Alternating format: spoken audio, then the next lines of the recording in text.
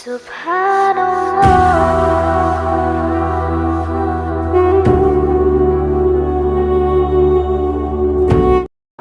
لله وحده والصلاة والسلام على من لا نبي بعده أما بعد فأعوذ بالله من الشيطان الرجيم بسم الله الرحمن الرحيم لن ينال الله لحومها ولا دماؤها ولكن يناله التقوى منكم صدق اللہ العظیم۔ گزشتہ ہفتے قربانی سے متعلق کچھ گفتگو آپ حضرات کے سامنے کی گئی تھی، جس میں یہ عرض کیا گیا تھا کہ یہ قربانی کا عمل اللہ کے رسول صلی اللہ تعالیٰ علیہ وآلہ وسلم نے صحابہ کرام کے پوچھنے پر بتایا کہ یہ تمہارے باپ حضرت ابراہیم علی نبینا علیہ السلام کی سنت ہے، اور یہ ابراہیم علیہ السلام کی سنت اس کو کیوں کہا گیا، یہ پس منظر میں نے پچھلے جمعے میں آپ حضرات کے سامنے عرض کر دیا تھا۔ اسی کے ساتھ ساتھ یہ بات بھی عرض کی گئی تھی کہ اس پس منظر کو سامنے رکھتے ہوئے اگر دیکھا جائے تو قربانی میں اپنے جذبات، خواہشات، محبت، اولاد، ہر چیز کی قربانی تھی اللہ تبارک و تعالیٰ کے حکم کے سامنے۔ تو یہ قربانی انتہائی اخلاص چاہتی ہے کہ صرف اور صرف اللہ کے لیے ہو، یعنی اللہ کا حکم ماننے کے اندر کوئی اگر رکاوٹ آ رہی ہے تو اس رکاوٹ کو دور کر دیا جائے، لیکن اللہ تبارک و تعالیٰ کا حکم نہیں ٹوٹنا چاہیے۔ جب اللہ کا حکم ماننا ہے تو اللہ کے لیے ماننا ہے، جب اللہ کا حکم ماننا ہے تو اللہ تبارک و تعالیٰ کی رضا کے لیے ماننا ہے، اس کی خوشنودی کے لیے ماننا ہے۔ اور اللہ تبارک و تعالیٰ کے حکم ماننے کے نام پر اگر اپنی خواہشات، اپنی عزت، اپنی آبرو، اپنی اولاد کے جذبات، اپنے جذبات، اگر یہ ساری کی ساری چیزیں اس کے اندر آ جائیں تو یہ پھر اللہ تبارک و تعالیٰ کا حکم ماننا نہ ہوا، بلکہ یہ گویا کہ اپنی دل کی خواہشات کی تسکین کا سامان ہوا۔ میں نے عرض کیا تھا کہ کبھی ہم قربانی کرتے ہیں دکھاوے کے لیے، کبھی کرتے ہیں اپنی عزت کی برقراری کے لیے، ہمیشہ سے کرتے آئے ہیں، اب کیسے نہ کریں۔ کبھی کرتے ہیں اس وجہ سے کہ سب کے گھر میں گوشت پکے گا، ہمارے گھر میں بھی پکنا چاہیے۔ کبھی کرتے ہیں اس واسطے کہ ساری گلی کے اندر نام ہے، اگر قربانی نہیں کی، تھوڑی سی ہلکی رہ گئی تو نام نیچا ہو جائے گا۔ تو اگر یہ ساری کی ساری باتیں ہیں تو پھر یہ قربانی نہیں ہوئی، یہ قربانی نہیں ہوئی، بلکہ یہ تو اپنی جذبات کی، اپنی خواہشات کی تسکین کا سامان ہوا۔ اور وہاں تو جذبات، خواہشات، ہر چیز کی قربانی ہے، یہاں تک کہ اولاد کی قربانی ہے۔ تو اگر یہی قربانی کی جا رہی ہے اللہ کی رضا کے لیے تو ثواب کتنا؟ اللہ کے رسول سے صحابہ کرام نے پوچھا کیا ہے یہ قربانی؟ تو اللہ کے رسول صلی اللہ علیہ وسلم نے جواب دیا کہ یہ تمہارے باپ حضرت ابراہیم علی نبینا علیہ السلام کی سنت ہے۔ صحابہ کرام نے کہا ہمارے لیے اس میں کیا ہے؟ یعنی حضرت ابراہیم علی نبینا علیہ السلام کی سنت ہے، اگر ہم اس سنت کو ادا کریں گے، ہم تو آپ کی سنت کے پابند ہیں، اگر ہم حضرت ابراہیم علی نبینا علیہ السلام کی سنت کو ادا کریں گے تو ہمیں کیا ملے گا؟ قالوا وما لنا فیہا یا رسول اللہ۔ اللہ کے رسول صلی اللہ تعالیٰ علیہ وآلہ وسلم نے ارشاد فرمایا کہ ہر بال کے بدلے ایک نیکی، ہر بال کے بدلے میں ایک نیکی۔ کتنے بال ہوتے ہیں اس کے اوپر؟ صحابہ کرام کی جو فاستبقوا الی الخیرات والی جو صفت تھی، ان کے اندر جو نیکیوں کی تمنا اور آرزو تھی، اس کو اگر حرص کہا جائے تو حرص ہماری جو کیا معاشرے میں جو لفظ بولا جاتا ہے اسے اچھے میں نہیں لیا جاتا، ورنہ اصل میں وہ حرص ہی تھی، اور حرص اچھے کاموں کے اندر اچھی ہوتی ہے۔ بہرحال حضرات صحابہ کرام رضوان اللہ تعالیٰ علیہ مجمعین کی نیکیوں کے لیے جو آرزو اور تمنا تھی تو وہ اور بڑی، اور انہوں نے کہا یا رسول اللہ بہت سے جانور تو ایسے ہوتے ہیں ان کے بدن کے اوپر اون ہوتی ہے، یعنی وہ بہت باریک باریک بال ہوتے ہیں، وہ تو ان بالوں سے بھی زیادہ۔ اللہ کے رسول صلی اللہ تعالیٰ علیہ وآلہ وسلم نے فرمایا اون کے بالوں کے بدلے میں بھی ہر بال کے بدلے ایک نہیں۔ اب کتنے بال ہوتے ہیں اس کے اوپر، کتنے بال ہوتے ہیں اس کے اوپر، ہر بال کے بدلے میں ایک نیکی۔ مسئلہ اصل میں یوں سمجھ میں نہیں آ رہا کہ نیکی یہ سکہ یہاں پہ چلتا نہیں ہے، اس لیے اس کی اہمیت کی وجہ، اس کی اہمیت کا اندازہ نہیں ہے ہمیں۔ یہ سکہ اگر یہاں کہا جائے کہ اگر تم نے 5000 کی قربانی کی اور اس کے اوپر 1 کروڑ بال ہوئے تو ہر بال کے بدلے میں 1 روپیہ ملے گا، تو 5000 کی قربانی کے 1 کروڑ روپے ہو گئے، تو یہ بڑی جلدی سمجھ میں آنے والی بات۔ لیکن یہ جو روپے والا جو سکہ ہے نا، یہ کرنسی یہ صرف یہاں دنیا کے اندر چلتی ہے، یہ صرف دنیا کے اندر چلتی ہے۔ ہمیشہ کے فائدے کے بینک میں جو جمع ہونے والا سکہ ہے، جو کرنسی ہے، وہ نیکی ہے، اور وہ والی کرنسی اللہ کے رسول صلی اللہ تعالیٰ علیہ وآلہ وسلم نے فرمایا جس سے بہترین اور قیمتی کرنسی نہ یورو، نہ ڈالر، اور نہ ہی عمان کا روپیہ، نہ ہی کویت کا روپیہ۔ کوئی دینار، کوئی درہم، کوئی روپیہ، کوئی ٹکا، کوئی پیسہ، کوئی ریال، کوئی ڈالر ہو ہی نہیں سکتا اس سے قیمتی جتنا قیمتی یہ سکہ ہے جس کے بارے میں رسول اللہ صلی اللہ علیہ وسلم نے فرمایا بکل شعرۃ حسنہ، ہر بال کے بدلے میں ایک نیکی۔ اور صرف اتنا ہی نہیں فرمایا بلکہ اللہ کے رسول صلی اللہ تعالیٰ علیہ وآلہ وسلم نے ارشاد فرمایا ان ایام کے اندر جو قربانی کے ایام ہیں، ان ایام کے اندر قربانی سے زیادہ کوئی عمل محبوب ہے ہی نہیں اللہ تبارک و تعالیٰ۔ اگر اللہ سے محبت ہے، جس سے محبت ہوتی ہے اس کی پسندیدہ کام آدمی کرنا چاہتا ہے، وہ راضی ہو جائے، وہ خوش ہو جائے، تو اللہ کے رسول نے فرمایا ان ایام میں اس سے زیادہ محبوب کوئی کام ہے ہی نہیں اللہ تبارک و تعالیٰ کو۔ سب سے زیادہ محبوب عمل قربانی کا عمل۔ اور وہ اتنا ہی نہیں فرمایا بلکہ یہ بھی فرمایا اللہ کے رسول صلی اللہ تعالیٰ علیہ وآلہ وسلم نے کہ قربانی کا خون زمین پر گرنے سے پہلے اللہ تبارک و تعالیٰ اس قربانی کو قبول کر لیتے، اس قربانی کو قبول کر لیتے۔ کتنا عظیم الشان عمل، اللہ تبارک و تعالیٰ کی قربت حاصل کرنے کا، اللہ سے تعلق مضبوط کرنے کا، اللہ تبارک و تعالیٰ سے نزدیکی بڑھانے کا، اللہ تبارک و تعالیٰ کے قریب ہونے کا۔ دنیا میں کسی لیڈر کی اگر قربت کا موقع مل جائے نا تھوڑا سا، بس وہ کہہ دے خصوصی بات کرنی ہے، کل شام کو آنا، تو پھولا نہیں سماتا ہے کہ آج تو فلاں صاحب نے بلایا ہے، ایم پی صاحب نے بلایا، ایم ایل اے صاحب نے بلایا، منسٹر صاحب نے بلایا، اور خاص طور پر الگ سے بلایا ہے۔ علماء کرام لکھتے ہیں کہ اس کا قربانی کا جو لفظ ہے اس کا مطلب یہ تقرب سے لیا گیا، یعنی اللہ کی نزدیکی بڑھانے کا ذریعہ، اللہ تبارک و تعالیٰ کی قربت حاصل کرنے کا ذریعہ۔ تو احکم الحاکمین کی قربت کرنے کا جس عمل کے ذریعے سے موقع ملتا ہو، کتنا عظیم الشان عمل، اور یہ عمل اگر اللہ کے لیے ہے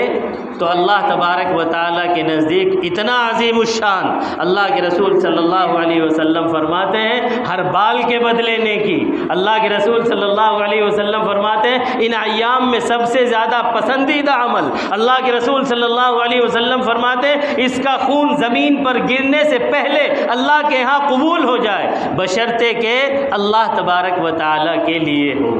بشرطے کہ اللہ تبارک و تعالیٰ کے لیے ہو۔ اور اگر اللہ کے لیے نہیں ہے تو اللہ تبارک و تعالیٰ فرماتے ہیں لن ینال اللہ لحومها ولا دماؤها ولکن ینالہ التقوی منکم۔ اللہ تبارک و تعالیٰ کو اس نہ خون بہانے کی ضرورت ہے، نہ اس کی ضرورت ہے،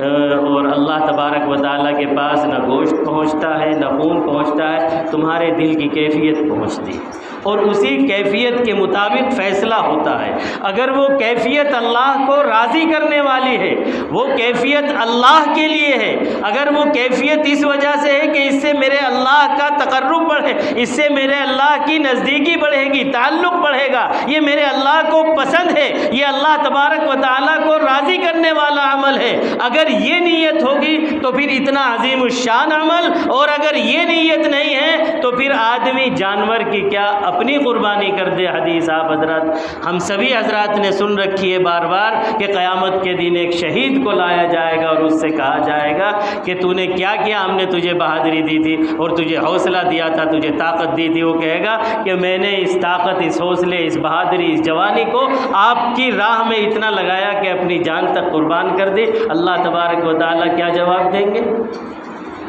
میرے لیے کچھ نہیں کیا، اپنے نام و نمود کے لیے کیا، جس کے لیے کیا تھا ان سے بدلہ لے لے، ہمارے پاس کچھ نہیں ہے۔ فرشتوں کو حکم ہوگا منہ کے بل گھسیٹ کے جہنم میں ڈال دو۔ اپنی قربانی کرنے کے باوجود، اپنی قربانی دینے کے باوجود بھی اگر اللہ کے لیے نہیں ہے تو اس کی کوئی حیثیت اللہ تبارک و تعالیٰ کی۔ اپنی نیتوں کو درست کر لیں۔ ہم یہ قربانی اگر کر رہے ہیں تو اسے اللہ تبارک و تعالیٰ کا محبوب عمل اور پسندیدہ عمل بنا کر کے کریں۔ اس کو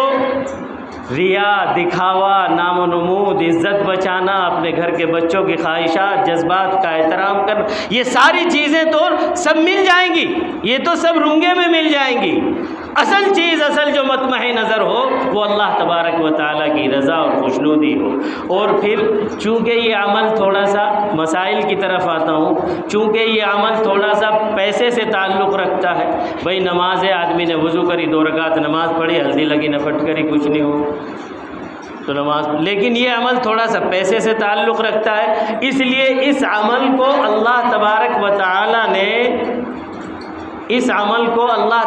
و تعالیٰ نے ہر ایک کے لیے ضروری نہیں کیا، بلکہ اس میں اللہ نے ایک کیٹیگری بنا دی ہے جس کو اللہ نے مال سے نوازا ہے۔ اب مال سے نوازنے کا کیا مطلب ہے؟ جس کے پاس 52.5 تولے چاندی، اور یہ جو تولہ ہے یہ 12 ماشے والا تولہ ہے، 52.5 تولے چاندی یا اس کی قیمت، یا چاندی اور سونا ملا کر کے اس کی قیمت، یا سامان تجارت، یا گھر میں رکھا ہوا ضرورت سے زائد سامان۔ ضرورت سے زائد سامان میں کون سا سامان شمار ہوتا ہے؟ ضرورت سے زائد سامان وہ ہوتا ہے جو انسان کی جان اور آبرو بچانے کے لیے اس کے لیے کافی ہو جائے، مثلا پہننے کے کپڑے وغیرہ، اور کیا کہتے ہیں کھانے پینے کا اتنا سامان وغیرہ کہ اس کی اور اس کے بچوں کی کفالت ہو جائے۔ اس کے علاوہ جو سامان ہے اور گھر میں کام آتا رہتا ہے، گھر میں کام آتا رہتا ہے، مثال کے طور پر روزانہ تو 2 پلیٹ میں کھانا کھا لیتے ہیں، مہمان آ گئے تو 10 پلیٹیں چاہیے ہوتی ہیں، تو اگر وہ 10 پلیٹیں ہیں تو وہ 2 سے زائد جو ہے وہ ضرورت سے زائد نہیں۔ لیکن کچھ برتن ایسے ہوتے ہیں جو جہیز میں ملے ہوتے ہیں، جب سے ملے اور آج تک وہ رکھے ہی، ان کا کوئی استعمال ہی نہیں ہے۔ کچھ کپڑے ایسے ہیں جو جب سے لا کر کے رکھے گئے ہیں وہ رکھے ہی ہوئے، ان کا کوئی استعمال نہیں ہے۔ کچھ سامان ایسا ہے جو جب سے لا کر کے رکھا گیا وہ رکھا ہے، اس کا وہ ضرورت سے زائد سامان مانا جاتا ہے، وہ ضرورت سے زائد سامان مانا جاتا ہے۔ اگر وہ بھی ملا کر کے اور نقد کے جتنے ہیں وہ بھی ملا کر کے اگر 52.5 تولے چاندی کے برابر ہو جائے تو بس یہ سمجھ لیجئے اب قربانی واجب ہے، اس پر سال گزرنا ضروری نہیں ہے۔ ان 3 ایام کے اندر 10، 11، 12 ذی الحجہ کے اندر اگر اتنا سامان آپ کے پاس موجود ہے تو پھر یہ قربانی واجب ہے، قربانی واجب ہے۔ اچھا ہوتا کیا ہے؟ اللہ تبارک و تعالیٰ نے بہت کچھ نواز رکھا ہے، لیکن کیا ہوتا ہے گھر میں 10 بکرے لائے اور قربانی کر دی اور یوں نہیں پتا کہ کس کی طرف سے کس کی ہو رہی ہے قربانی، بس 10 بکرے لائے اور قربانی کر دی، کوئی نیت نہیں کہ یہ کس کی طرف سے ہے قربانی۔ اب اگر گھر کے اندر 10 آدمیوں کے اوپر قربانی واجب ہے تو 10 کی طرف سے کرنا ضروری ہے، اور اگر گھر کا سارے مال کا مالک 1 ہے یا 2 ہے یا 3 ہے تو جو مالک ہے ان کی طرف سے واجب ہے۔ یہ مسئلہ میں نے زکوٰۃ کے مسئلے میں تھوڑا سا سمجھا دیا تھا، تازہ کر دوں کہ مثال کے طور پر گھر کا کاروبار ہے، اگر سارے کاروبار کا مالک باپ ہے تو باپ کی طرف سے قربانی واجب ہے، اور اگر بچے بھی مالک ہیں اور سب برابر کے مالک ہیں تو پھر سب کی طرف سے قربان، اور سب کے اوپر اتنا اتنا آ جاتا ہے۔ اگر سب پہ تقسیم کر دیا جائے اس مال کو تو سب کے اوپر اتنا، سب کے پاس اتنا اتنا آ جائے کہ وہ 52.5 تولے چاندی کے برابر ہو جائے تو سب کے اوپر قربانی واجب ہے۔ تو اس کے اندر یہ احتیاط کی ضرورت ہے کہ گھر کی مالیت کا پہلے تو ممتاز ہونا ضروری ہے کہ اس کا یہ سب اثاثے کا مالک کون ہے۔ اس کو ہم یہ سمجھتے ہیں یہ معاملات ہیں، معاملات ان کے بارے میں بالکل وہ ضروری ہے کہ یہ متعین ہونے چاہیے کہ یہ مال کس کا ہے، باپ کا ہے یا جو بیٹے کما رہے ہیں ان کا ہے، یا باپ کا نہیں ہے صرف بیٹوں کا ہے، یا بیٹوں کا نہیں ہے صرف، یا سب کا ملا کر کے ہے۔ تو یہ ساری ملکیتیں متعین ہونی چاہیے، اور اس کو ہم سمجھتے ہیں اخلاقی۔ یہ بات کیسے کریں؟ یہ بات ایسے کریں اس لیے کہ شریعت کے بہت سے مسائل اس پر ڈیپینڈ ہیں، لہٰذا اس کو یہ وضاحت ہو جانی چاہیے کہ مالک کون ہے، اور اگر سب مالک ہیں۔ اچھا کبھی کبھی ایسا ہوتا ہے کہ شوہر کے پاس کچھ نہیں ہوتا لیکن بیوی کے پاس زیورات ہوتے، بیوی کے پاس زیورات، اس پہ نقد کچھ نہیں ہوتا لیکن وہ زیورات کے مالک، اور وہ زیورات اتنے ہوتے ہیں تھوڑے سے چاندی کے اور تھوڑے سے سونے ملا کے، عام طور پر آج کل عورتوں پر اتنا ہوتا ہے کہ وہ 52.5 تولے چاندی کے برابر بن جاتا ہے۔ تو عورتوں کے اوپر قربانی واجب ہے، اس کے مرد کے اوپر قربانی واجب نہیں۔ بس ہم نے نام حصہ لکھوا دیا، کس کی طرف سے؟ جی لکھ دو، کسی کی بھی طرف سے لکھ دو، چلو میری طرف سے لکھ دو۔ تو یہ ملکیتیں متعین ہونی چاہیے، اور جس کے اوپر واجب ہے، اگر آپ نے جس واجب ہے اور قربانی نہیں کی تو جس طریقے پر اس طرح اجر مل رہا ہے نا کرنے پر، اسی طریقے پر ڈنڈا بھی سخت ہے، پھر اسی طریقے پر ڈنڈا بھی سخت ہے۔ تو اس لیے جس کے اوپر واجب ہے اس کی طرف سے قربانی بہرحال ہونی چاہیے، اور اس میں بھی یہ ہے جس کے اوپر قربانی واجب ہے، مثال کے طور پر بیٹوں کے اوپر بھی ہے، باپ کے اوپر بھی ہے۔ اب بیٹا لے آیا اور باپ سے اجازت نہیں لی کہ آپ کی قربانی میں کر دوں کیا، تو جس کے اوپر واجب ہے اس کی طرف سے اجازت لے کر کے تب اس کی قربانی کرنی پڑے گی۔ اچھا ایک عرف عام ہوتا ہے، عرف عام یہ ہوتا ہے کہ بھائی بڑا لڑکا لے آتا ہے ہمیشہ اور وہ سب کی طرف سے کر دیتا ہے، یہ سب کو گھر والوں کو پتہ ہے۔ تو اگر یہ پتہ ہے تو پھر ہر سال اجازت لینے کی ضرورت نہیں ہے، لیکن اگر یہ کہ کبھی کرتے ہیں کبھی نہیں کرتے ہیں تو پھر اس کو بتانا ضروری ہے، اس سے پوچھنا ضروری ہے تمہاری قربانی میں کر رہا ہوں، اگر وہ کہہ کر دو تو ٹھیک ہے کر دو۔ تو یہ چھوٹے چھوٹے مسائل ہیں، ہم کرتے ہیں لیکن ان کی جہالت کی وجہ سے یہ چھوڑ دیتے ہیں کہ کس کی طرف سے ہونی ہے اور کس کی طرف سے۔ کبھی کبھی بچہ پیدا ہوا، پوتا ہوا ہے جی، نیا نیا جی بچے کی طرف سے کر دو جی، اس کے اوپر ابھی وہ مکلف بھی نہیں ہے، تیرے اوپر واجب ہے، اپنا واجب چھوڑ کر کے اس بچے کی طرف سے قربانی کروا رہا ہے جس کے اوپر واجب بھی نہیں۔ یہ محبت میں ہو رہا ہے، یہ محبت میں ہو رہا ہے۔ تو مسائل کا جاننا ضروری ہے، اور جو چیز ہمارے ذمے کر دی گئی ہے اس کو کس طریقے پر ادا کرنا ہے، اتنی بات کا جاننا ضروری ہے، اور اس کو اسی کے مطابق کرنا ہے۔ بہرحال ایک بات اور عرض کرنا چاہتا تھا، یہ جو 10 ایام ہیں، یہ عشرہ ذی الحجہ کا جو پہلے 10 دن ہیں، یہ اللہ تبارک و تعالیٰ کو یہ ایام بھی عبادات کے اعتبار سے بہت زیادہ محبوب ہیں، عبادات کے اعتبار سے بھی۔ اور وہ جو 3 دن ہیں ان میں تو سب سے زیادہ محبوب عمل کیا ہے؟ قربانی کا عمل ہے۔ اور یہ جو پورا عشرہ ہے، اللہ کے رسول صلی اللہ تعالیٰ علیہ وآلہ وسلم نے ارشاد فرمایا کہ کوئی دن ایسا نہیں ہے، پورے سال میں کوئی دن ایسا نہیں ہے جن میں کیے ہوئے عمل ان میں کیے ہوئے عمل سے زیادہ اللہ تبارک و تعالیٰ کو محبوب ہو۔ فرض نماز پڑھنا ہو، تسبیح پڑھنا ہو، تلاوت کرنا ہو، نفل نماز پڑھنا ہو، صدقہ و خیرات کرنا ہو، یہ جو چاند دکھنے کے بعد سے بقرعید تک کا زمانہ ہے، یہ اللہ تبارک و تعالیٰ کو اعمال کے اعتبار سے بھی بہت محبوب ہے۔ لہٰذا ان ایام کے اندر اپنے اعمال میں بھی تھوڑا سا اضافہ کرنا چاہیے۔ اور یہ چھوٹی موٹی حدیث نہیں ہے، بخاری شریف کی حدیث ہے، ایویں نہیں لینا چاہیے اس کو۔ اللہ بھائی رمضان کی بڑی فضیلتیں آئی ہیں، وہ موقع کے اعتبار سے رمضان کی بھی فضیلت ہے، لیکن عبادات کے اعتبار سے اللہ کے رسول صلی اللہ اللہ تعالیٰ علیہ وآلہ وسلم نے فرمایا ان دنوں کے اعمال اللہ تبارک و تعالیٰ کو پورے سال کے دنوں کے اعمال سے زیادہ محبوب ہیں، اس لیے اس میں تھوڑا سا اپنا نظام الاوقات ایسا مرتب کرنا چاہیے کہ تھوڑی سی نوافل کا اہتمام زیادہ ہو جائے، تھوڑی سی تلاوت کا اہتمام ہو جائے، تھوڑی سی کیا کہتے ہیں تسبیحات، تھوڑی دکان پہ بیٹھے ہیں، کام کر رہے ہیں، مشین پہ بیٹھے ہیں، اور جن اعمال کے اندر اللہ تبارک و تعالیٰ، جن ایام کے اندر اللہ تبارک و تعالیٰ کو عبادت کے اعمال محبوب ہوتے ہیں، ان ایام میں گناہوں سے بچنا بھی اتنا ہی ضروری ہوتا ہے، اس لیے کہ اللہ کی طرف سے تو رحمت برس رہی ہے، ہم رحمت کی بجائے اس کا غضب ڈھونڈنے لگے تو غضب بھی پھر اسی انداز سے نازل ہوتا ہے۔ تو دو کام ان ایام کے اندر کر لیں، ان 10 دنوں کے اندر، ایک تو یہ کہ گناہوں سے بچنے کی زیادہ سے زیادہ کوشش کریں، کسی بھی قسم کے گناہوں سے بچنے کا اہتمام کریں، دوسرے اپنے اعمال میں تھوڑا سا اگر نماز نہیں پڑھتے ہیں تو کم سے کم نماز شروع کر دیں، اور کیا کہتے ہیں ان 10 دنوں کے اندر فرض نمازوں کا اہتمام کر لیں تو اللہ تبارک و تعالیٰ اس کی برکت سے دوسرے دنوں کے اندر بھی نماز کی توفیق دے دے گا، اور نماز پہلے سے پڑھتے ہیں تو تھوڑا سا اعمال کے اندر اضافہ کر لیں۔ دوسرے ان 10 دنوں کے اندر پہلے جو شروع کے 1 سے لے کر 8 دن تک ہیں، ایک دن کے روزے کا ثواب اللہ کے رسول صلی اللہ تعالیٰ علیہ وآلہ وسلم نے ارشاد فرمایا 1 سال کے روزوں کے ثواب کے برابر ہے، اور 1 رات کی عبادت لیلۃ القدر کے ثواب کی عبادت کے برابر ہے۔ تو راتوں میں بھی تھوڑا سا اپنا اہتمام، تہجد کا اہتمام کر لیں ان 10 دنوں کے اندر، اور روزے جتنے رکھ سکتے ہیں اتنے روزے رکھ لیں، اور دوسرے عبادات کا اہتمام کر لیں، اور گناہوں سے بچنے کا اہتمام کریں۔ اللہ تبارک و تعالیٰ توفیق